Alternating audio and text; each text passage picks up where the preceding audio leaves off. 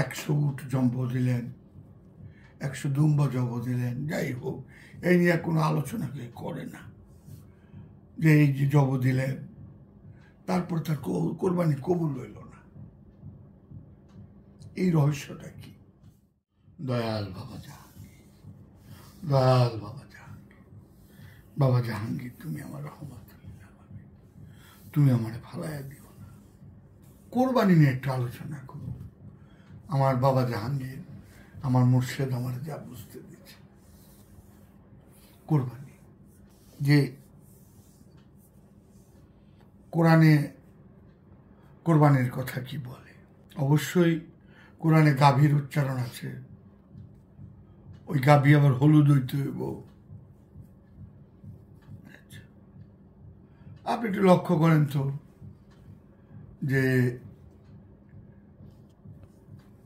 ইব্রাহিম আলাইহিস সালাম 100 উট জন্ম দিলেন, 100 দুম্বা জন্ম দিলেন, যাই হোক এই নিয়ে কোনো আলোচনা কেউ করে না যে এই যে জব দিলেন তারপর তার কোরবানি কবুল হইল না। এই রহস্যটা কি? কেন কবুল হইল না কোরআন? মানে কোরবানি তো কবুল হওয়ার কথা, কারণ আল্লাহ রাস্তায় কোরবানি দেওয়া।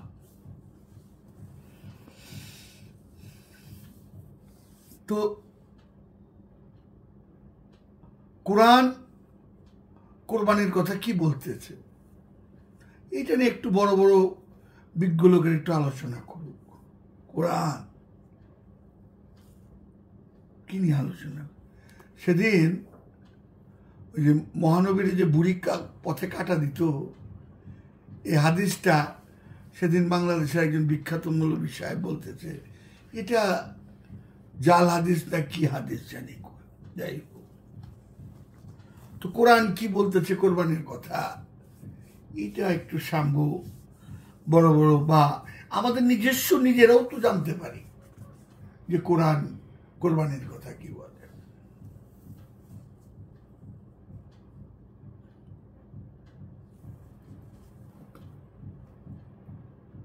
আপনি খুব লক্ষ্য করেন কোরবানি দিতে বলছে সবারই।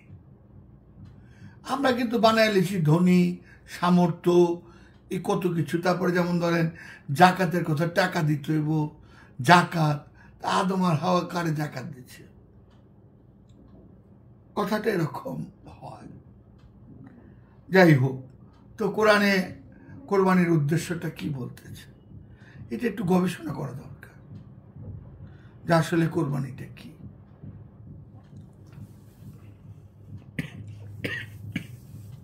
আমি যতক্ষণ ঘুম থাকি ততক্ষণ আমি মানে এই দুনিয়ার বৈষয়িক মুহূর্ত দূরের কথা, এই যে আমার সন্তান, বউ, বেটি, অর্থবিত্ত, আমি যাদেরকে খুব আপন মনে করি, আমি যখন ঘুম থাকি এগুলি কোনো কিছু খেয়াল থাকে না। আমার ব্যক্তিগত মতামত সেটাই বোধহয়, মানে এই দুনিয়ার বৈষয়িক মোহ, এই মায়ার জালগুলাকে ফেলে এই ঘুমিয়ে থাকি, আবার ঘুম থেকে উঠে পাগলের মতো ছুটে যায় এ দুনিয়ার বৈষয়িক মোহ কেমনি কি করব, কার মন রক্ষা করব, কার সাথে কত রকমের কি করব। ঘুম থেকে উঠার পরেই সাথে সাথে আমার সমস্ত হৃদয়, মস্তিষ্ক সবকিছুর মধ্যে কাজ করে এটা নিয়ে। আর যতক্ষণ ঘুম থাকি ততক্ষণ আমার ব্যক্তিগত মনে হয় ওইটাই বোধহয় স্বর্গ, কোনো কিছু নাই, কোনো কিছু চিন্তা নাই। এটা আমার ব্যক্তি মতামত, আমার মতামতটা ভুল হইতেই পারে। তো মূলত কোরবানি আমার বাবা জাহাঙ্গীর আমার যা বুঝতে দিয়েছে, ইলা আমার ভিতরে 4টা জিনিস আছে: নেতা, কর্তা, অধিকারী, সর্দার। আমার ভিতরে নেতা, কর্তা, অধিকারী, সর্দার, এই 4টাকে আমার কোরবানি দিতে বলতেছে। এই 4টাকে, এখন এই 4টাকে আমি কিভাবে কোরবানি দেব? এই কোরবানি তো দেখানো যায় না। আমার ভিতর নেতা হইতে চায়, আমার ভিতর কর্তা হইতে চায়, আমার ভিতর অধিকারী হইতে চায়, আমার ভিতর সর্দার হইতে চায়। আমি যতই লেবাস লাগাই, আমার ভিতর তো আমার সাক্ষী দেয় আমি কি হইতে চাই।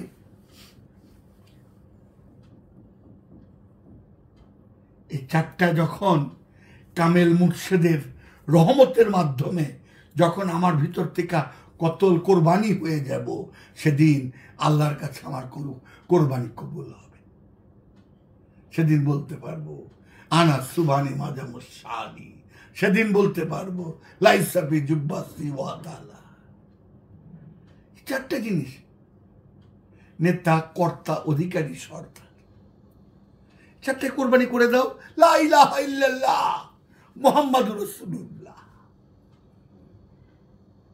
চারটা জিনিস, এটারে কোরবানি দিতে বলছি, পশু কোরবানি দিতে বলে নেই তো।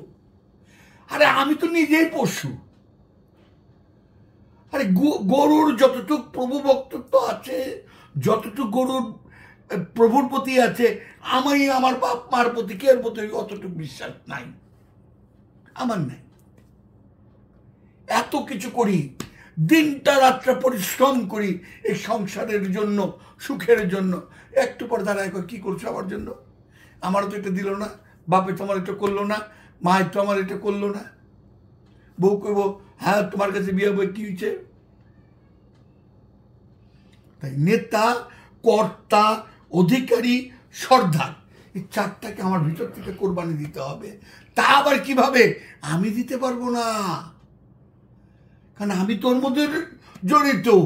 আমাকে একজন যে এটাকে কোরবানি দিতে পারছে, সেই পথ প্রদর্শক আমাকে রহমত দান করলে আমি বুঝতে পারবো কোরবানি কারে কয়।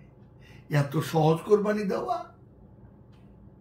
এতই সহজ। কয়টা মানুষ হেরা গুহায় যায়, আল্লাহর ঘর কাবা থিয়া আমার মহানবী হেরা গুহায় একা গেছেন কেন? তখনও তো আল্লাহর ঘর ছিলেন। এই বিশ্লেষণ বিচার, এই গবেষণাগুলো আমাদের করতে হবে।